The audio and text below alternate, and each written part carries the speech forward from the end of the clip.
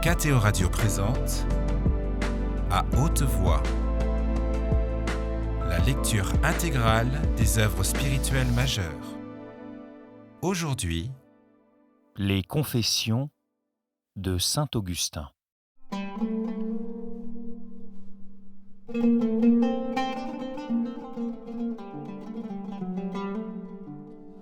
Chapitre 12. L'action de la grâce.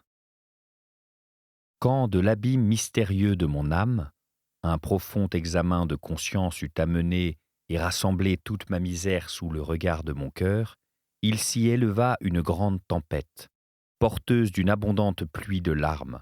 Afin de les laisser couler, je me levai et m'écartai d'Alypius.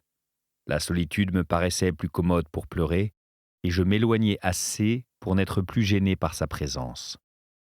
Tel était mon état. Il s'en rendit compte car j'avais proféré je ne sais quelle parole d'une voix déjà grosse de pleurs. Je m'étais donc levé. Il restait là où nous étions assis, prodigieusement stupéfaits. Quant à moi, je fus m'étendre je ne sais comment sous un figuier. Je ne retins plus mes larmes et les fleuves de mes yeux débordèrent, sacrifice agréable à votre cœur. Et je vous dis 1000 choses, non pas en ces termes, mais en ce sens. Et vous, Seigneur, jusques à quand? Jusques à quand, Seigneur, serez-vous en colère? Oubliez nos iniquités passées.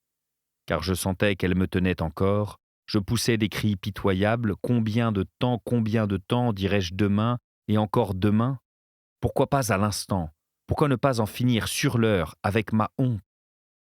Je parlais ainsi, et je pleurais dans la très amère contrition de mon cœur. Et voici que j'entends qui s'élève de la maison voisine une voix de jeune garçon ou de jeune fille, je ne sais. Elle dit en chantant et répète à plusieurs reprises « Prends et lis, prends et lis ».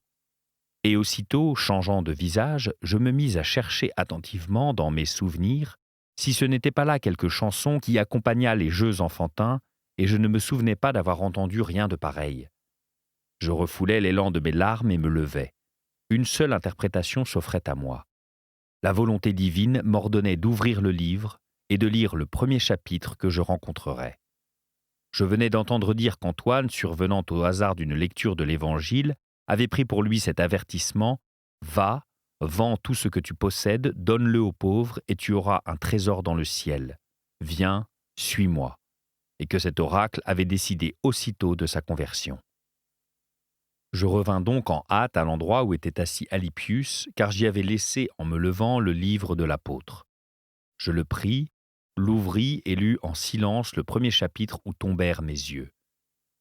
Ne vivez pas dans la ripaille et l'ivrognerie, ni dans les plaisirs impudiques du lit, ni dans les querelles et les jalousies, mais revêtez-vous du Seigneur Jésus-Christ, et ne pourvoyez pas à la concupiscence de la chair. Je ne voulais pas en lire davantage, c'était inutile. À peine avais-je fini de lire cette phrase qu'une espèce de lumière rassurante s'était répandue dans mon cœur, y dissipant toutes les ténèbres de l'incertitude. Alors, après avoir marqué le passage du doigt ou de je ne sais quel autre signe, je fermai le livre et avec un visage déjà apaisé, je mis Alypius au courant de tout. Et de son côté, il me révéla ce qui s'était passé en lui sans que j'y eusse pris garde. Il me demanda à voir ce que j'avais lu, je lui montrai et il poursuivit sa lecture plus loin que moi. J'ignorais la suite. Elle portait « Accueillez celui qui est faible dans la foi ». Il s'appliqua ce texte et me le déclara. Affermi par cet avertissement dans une sainte résolution, parfaitement accordée à la pureté de ses mœurs, point où il m'avait dépassé depuis longtemps et de loin, il se joignit à moi sans trouble et sans hésitation. Aussitôt, nous nous rendons auprès de ma mère, nous lui disons tout, elle se réjouit. Nous lui racontons comment la chose s'est passée, elle exulte, elle triomphe.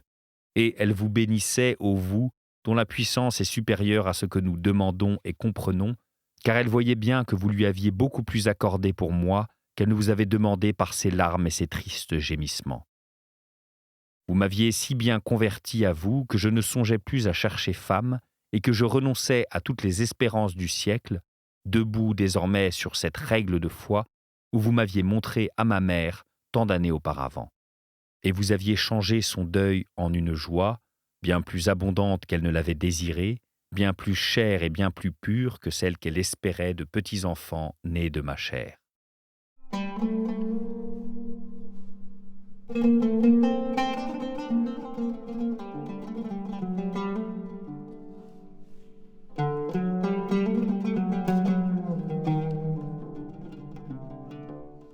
Livre 9e, chapitre 1er, prière d'action de grâce.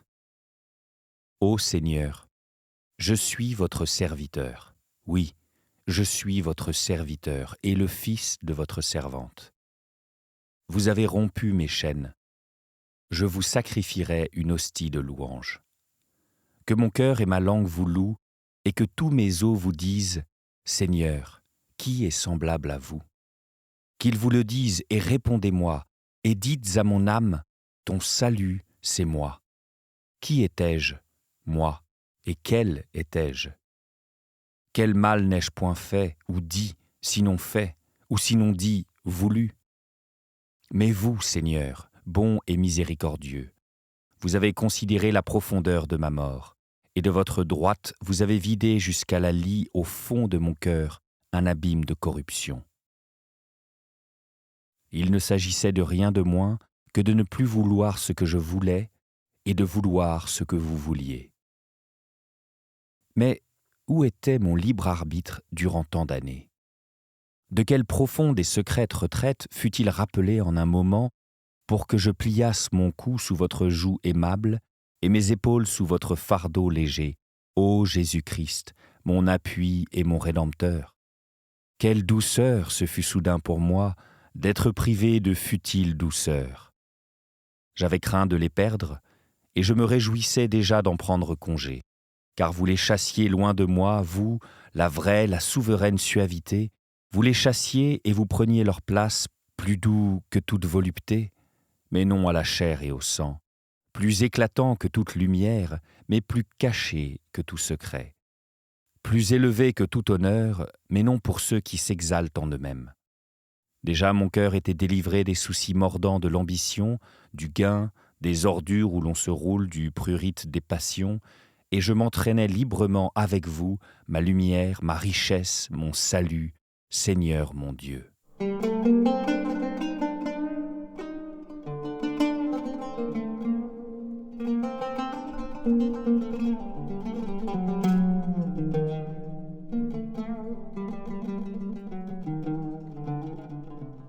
Chapitre 2. Augustin décide d'abandonner l'enseignement. Je résolus en votre présence de rompre sans bruit avec la foire au bavardage, d'en retirer doucement le ministère de ma langue. Je ne voulais plus que des enfants qui n'avaient en tête ni votre loi ni votre paix, mais des folies mensongères et des batailles de forum, achetassent de ma bouche des armes pour leur fureur. Par chance, il ne restait plus que quelques jours pour arriver au congé de la vendange.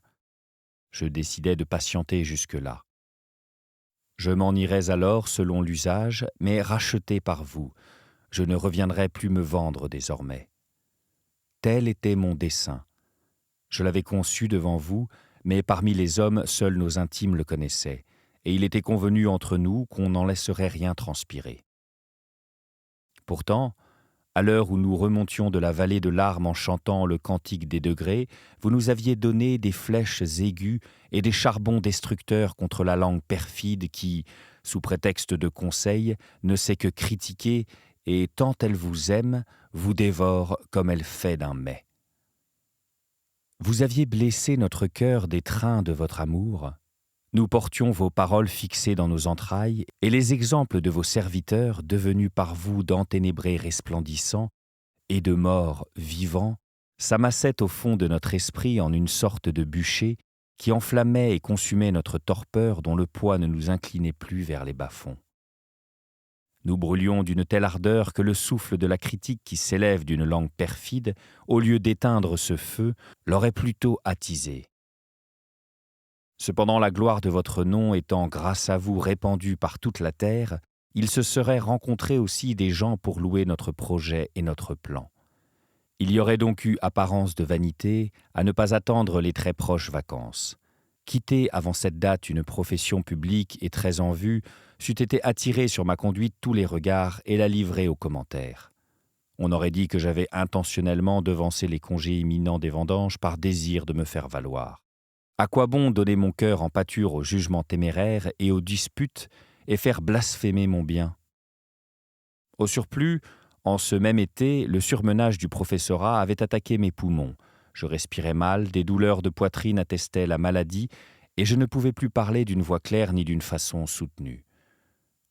J'en avais été d'abord bouleversé, en me voyant à peu près contraint de déposer le fardeau de l'enseignement, au moins pendant quelque temps, dans le cas où je pourrais guérir et retrouver mes forces. Mais dès qu'eut pris naissance et vigueur en moi la pleine volonté de me rendre libre de mon temps et de voir que vous êtes le Seigneur, alors, vous le savez, mon Dieu, je me réjouis d'avoir une excuse sincère pour tempérer le mécontentement des familles. Le souci de leur enfant ne les laissait pas consentir à ma liberté. Plein de cette joie, je prenais en patience le temps qui restait à courir, peut-être 20 jours, mais il me fallait du courage, car je n'étais plus soutenu par l'amour du gain qui m'aidait d'ordinaire à supporter mes lourdes besognes, et elle m'aurait accablé si la patience n'avait suivi. Un de vos serviteurs et un de mes frères dira peut-être que j'ai péché en acceptant le cœur plein de votre service d'occuper 1 heure de plus ma chair de mensonge. Je ne veux pas en disputer, mais vous, Seigneur très miséricordieux, ne m'avez-vous pas pardonné et remis dans l'eau sainte ce péché-là, avec tant d'autres horribles et mortelles faiblesses ?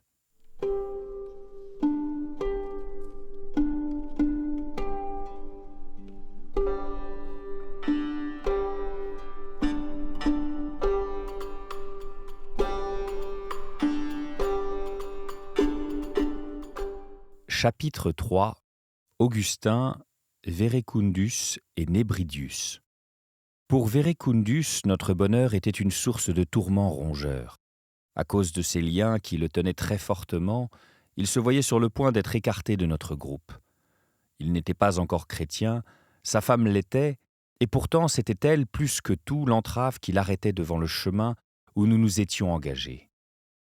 Car il n'entendait pas, disait-il, être chrétien d'une autre façon que celle qui précisément lui était défendue. Il eut cependant la bonté de mettre à notre disposition sa propriété pour le temps que nous voudrions y passer. Vous l'en récompenserez, Seigneur, à la résurrection des justes. Déjà, vous lui avez accordé le même sort qu'à eux. Nous étions absents, nous nous trouvions à Rome quand il tomba gravement malade, et pendant sa maladie, il se fit chrétien et chrétien fidèle. Puis il sortit de cette vie. Ainsi vous avez eu pitié non seulement de lui, mais de nous, car de penser à l'exquise bonté de notre ami pour nous et de ne pas pouvoir le compter dans votre troupeau c'eût été une intolérable souffrance. Nous vous rendons grâce, Seigneur. Nous sommes vôtres. Vos exhortations, vos consolations le montrent. Fidèles à vos promesses, vous donnerez à Verecundus, en échange de cette campagne de Cassisiacum, où nous nous sommes reposés en vous des passions du siècle, la beauté de votre paradis éternellement verdoyant, puisque vous lui avez remis ses péchés terrestres sur votre riche montagne, votre montagne, la montagne d'abondance. Mais alors, il était dans l'angoisse. Quant à Nébridius, il partageait notre joie.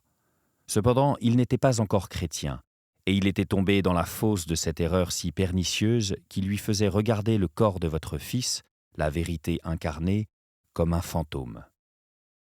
Mais il commençait à en sortir, et sans avoir encore reçu les sacrements de votre Église, il cherchait ardemment la vérité. Peu de temps après notre conversion et notre régénération par votre baptême, devenu lui aussi fidèle catholique, il vous servait en Afrique dans une chasteté et une continence parfaite parmi les siens, car toute sa famille, sous votre influence, s'était faite chrétienne. Alors, vous l'avez délivré de la chair. Et maintenant, il vit dans le sein d'Abraham, quel que soit le sens qu'on doive donner à cette expression. Il vit là, mon cher Nébridius, mon doux ami, d'affranchi devenu votre fils adoptif, Seigneur, c'est là qu'il vit. Quel autre séjour conviendrait à une telle âme ? Il vit en ce lieu sur lequel il m'interrogeait si souvent, moi, homme misérable et ignorant. Il n'approche plus son oreille de ma bouche, il approche sa bouche spirituelle de votre source, et avidement il s'abreuve, tant qu'il peut, de votre sagesse dans un bonheur sans fin. Mais je ne crois pas qu'il m'oublie dans cette ivresse, puisque vous, Seigneur, source où il s'enivre, vous vous souvenez de moi. Telle était notre situation.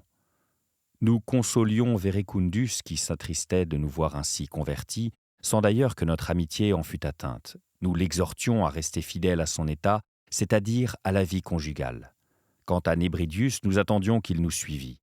Il le pouvait, étant si près de nous, et de plus en plus il y était résolu. Enfin voici qu'ils passèrent ces jours qui me paraissaient si longs et si nombreux, tant je désirais la liberté et le loisir pour chanter du fond de mon être. Mon cœur vous a dit, j'ai cherché votre visage, et c'est votre visage, Seigneur, que je chercherai encore.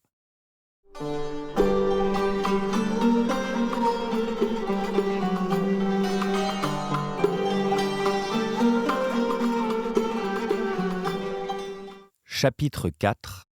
Dans la maison de Verecundus à Cassisiacum. Et le jour arriva où je devais être effectivement libéré de cette profession de rhéteur dont j'étais déjà affranchi en pensée. Ce qui eut lieu. Vous délivrâtes ma langue des contraintes dont vous aviez délivré mon cœur.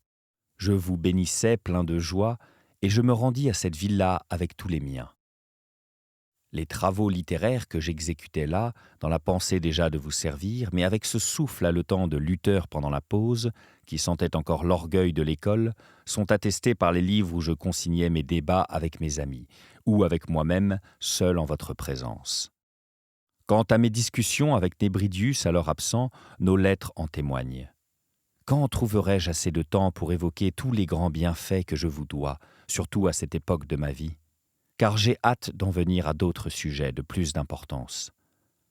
La mémoire me rend mon moi d'alors, et il m'est doux, Seigneur, de vous confesser par quels secrets aiguillons vous m'avez pleinement dompté, comment vous avez aplani mon âme en ravalant les montagnes et les collines de mes pensées, comment vous avez redressé mes voies tortueuses et adouci mes aspérités, comment vous avez soumis Alypius, le frère de mon cœur, au nom de votre Fils unique, notre Seigneur et Sauveur Jésus-Christ, ce nom que son dédain ne pouvait admettre dans mes ouvrages. Il y respirait plus volontiers l'odeur des cèdres de l'école déjà broyés par le Seigneur que celle des herbes salutaires de votre Église qui guérissent de la morsure des serpents. Quelles exclamations j'élevais vers vous, mon Dieu, en lisant les psaumes de David, ces cantiques de foi, ces hymnes de piété qui bannissent l'esprit d'orgueil. Je n'avais pas encore l'expérience de votre véritable amour. Je partageais à la campagne mes loisirs avec Alypius, catéchumène comme moi. Ma mère ne nous quittait pas. À des dehors de femmes, elle joignait une foi virile, le calme de la vieillesse, la bonté d'une mère et la piété d'une chrétienne. Oui, quelles exclamations j'élevais vers vous à la lecture de ces psaumes, de quel amour pour vous je me sentais embrasé. Je brûlais de les réciter, si c'eût été possible, à toute la terre pour rabattre l'arrogance du genre humain. Et d'ailleurs, ne se chante-t-il pas dans le monde entier ? Il n'est personne qui se soustraye à votre chaleur. Quelle véhémente et douloureuse indignation me soulevait contre les manichéens. Et puis, de nouveau, je les plaignais d'ignorer ces mystères, ces remèdes, et de rejeter follement l'antidote qui aurait pu les guérir. J'aurais voulu qu'ils fussent là, quelque part près de moi, à mon insu, et qu'ils contemplassent mon visage et entendissent mes exclamations quand je lisais le psaume 4e dans ma retraite d'alors, et qu'ils comprissent les effets de ce psaume sur moi. Quand je vous ai invoqué, vous m'avez exaucé, Dieu de justice. Dans la tribulation, vous m'avez fait respirer. Ayez pitié de moi, Seigneur, et exaucez ma prière. Oui, qu'ils m'entendissent, à mon insu, afin de ne pas leur donner à penser que c'était pour eux que je prononçais les paroles dont j'entremêlais celles du psalmiste. De fait, je ne les aurais pas prononcées, ni du même ton, me sachant écouté et vu. Et quand les paroles eussent été les mêmes, eux ne les auraient pas reçues comme je vous les disais à moi-même, pour moi-même, devant vous, dans l'intime épanchement de mon âme. Je frissonnais de peur, et en même temps je brûlais d'une allègre espérance en votre miséricorde, ô Père.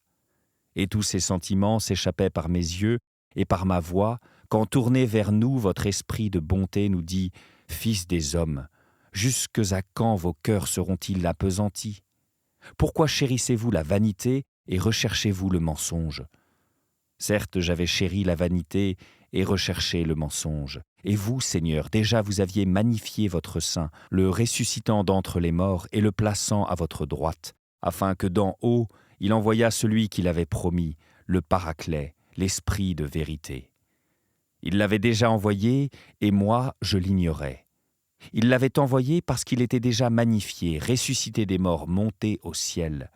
Auparavant, l'Esprit n'avait pas encore été donné parce que le Christ n'était pas encore glorifié. Et le prophète s'écrie « Jusques à quand vos cœurs seront-ils appesantis? Pourquoi chérissez-vous la vanité et recherchez-vous le mensonge? Sachez que le Seigneur a magnifié son Saint. » Il s'écrie « Jusques à quand ?» Il s'écrit « Sachez-le ». Et moi, si longtemps dans mon ignorance, j'ai chéri la vanité et recherché le mensonge. C'est pourquoi je l'écoutais en tremblant. Je me souvenais d'avoir été semblable aux hommes à qui sont destinées ces paroles. Les fantômes que j'avais tenus pour la vérité n'étaient que vanité et mensonge. Ah, les accents graves et puissants que m'arrachaient mes douloureux souvenirs. Que ne les ont-ils entendus ceux qui maintenant encore aiment la vanité et recherchent le mensonge? Peut-être en auraient-ils été troublés et auraient-ils vomi leur erreur. Et vous les auriez écoutés lorsqu'ils auraient élevé leur cri vers vous, parce qu'il est mort pour nous d'une vraie mort charnelle, celui qui intercède pour nous auprès de vous. Je lisais « Irritez-vous et ne péchez pas ». Combien j'étais ému par ce texte, ô mon Dieu, moi qui déjà avais appris à m'irriter contre moi-même en raison de mon passé, afin de ne plus pécher désormais. Juste colère, car ce n'était pas une autre nature de la race des ténèbres qui péchait en moi, comme l'affirment ceux qui ne s'irritent point contre eux-mêmes et amassent sur leur tête un trésor de colère pour le jour de la colère où éclatera votre juste jugement. Déjà mes biens n'étaient plus en dehors de moi, et ce n'était plus avec les yeux de la chair ni sous ce soleil que je les cherchais.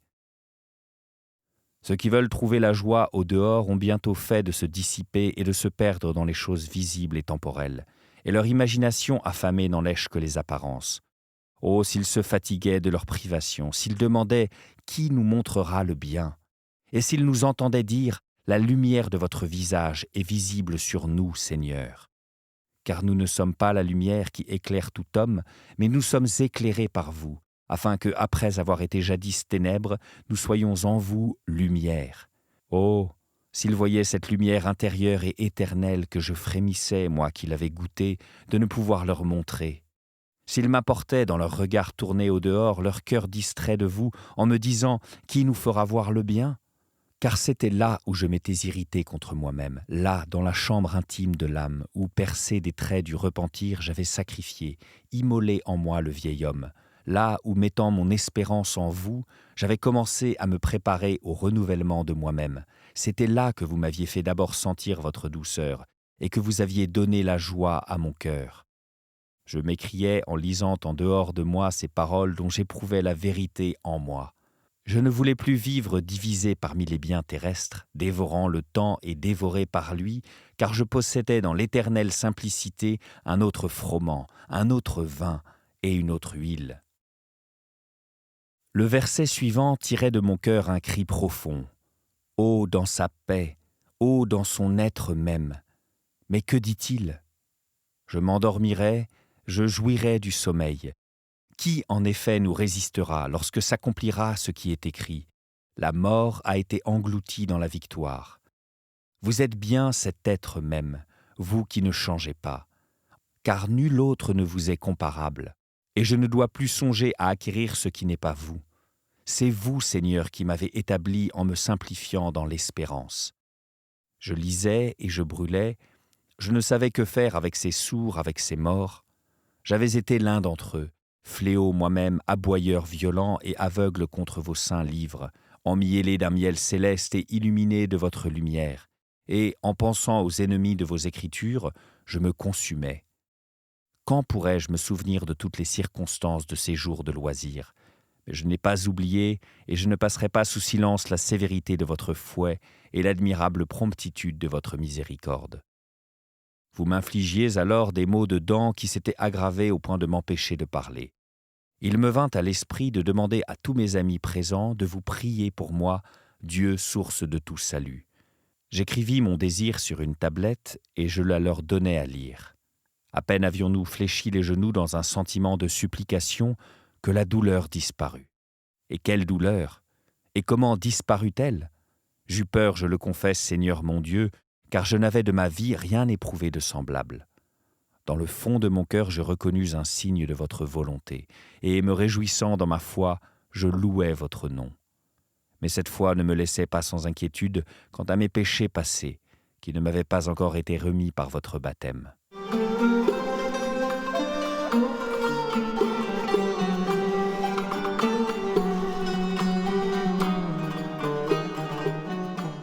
Chapitre 5. Augustin fait connaître aux Milanais sa résolution. Le congé des vendanges fini, j'informai les Milanais qu'ils eussent à pourvoir leurs étudiants d'un autre marchand de parole, vu que j'avais décidé d'embrasser votre service et que d'ailleurs une oppression respiratoire et une douleur de poitrine m'interdisaient l'exercice de cette profession. Je confiai par lettre à votre saint pontife Ambroise, avec mes erreurs passées, ma résolution présente, lui demandant ce que je devais lire de préférence dans vos écritures, pour me rendre plus apte et me mieux préparer à recevoir une si grande grâce. Il me recommanda d'une façon pressante le prophète Isaïe, sans doute parce que de tous les prophètes, il a le plus clairement annoncé l'Évangile et la vocation des gentils. Mais, n'y ayant rien compris à une première lecture, et pensant que je ne serais pas plus heureux pour la suite de l'ouvrage, je décidai de le reprendre à une époque où le langage du Seigneur me serait plus familier.